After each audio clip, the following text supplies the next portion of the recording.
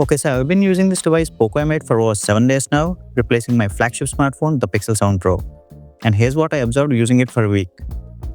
P.S. I'm not discussing those spec sheets and boring reviews here. So if you want them, you can visit websites like these and YouTube videos like these.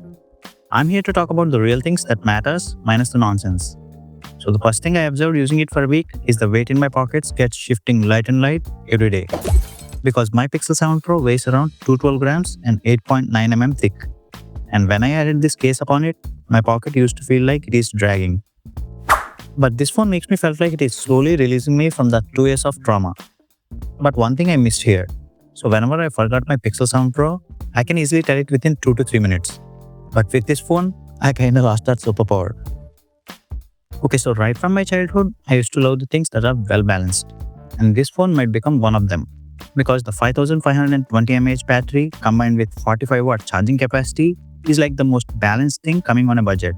The 5520 mAh battery is able to withstand my daily rants, duties, and even some occasional gaming cravings with ease.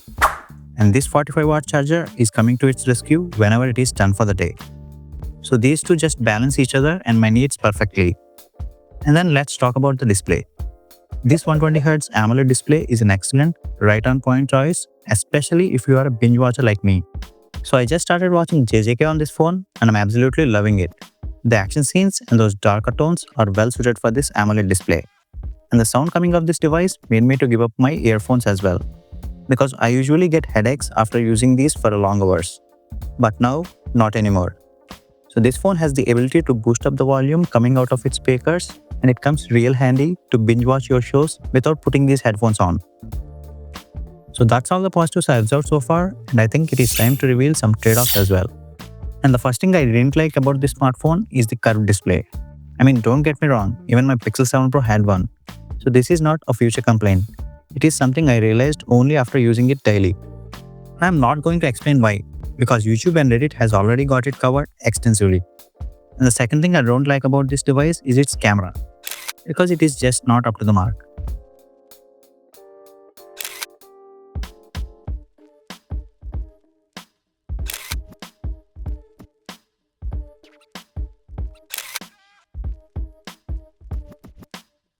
And you can't really blame this phone for that, because I'm coming out of Google Pixel 7 Pro, which is like the golden standard for computational still photography. And if you are into that, then I think you should go for the Pro version of this phone, because it has got the Light Fusion 800 as its main sensor. So that's all for now. So hope you like this video, and if you do, please subscribe to my channel for more honest and transparent tech videos like these.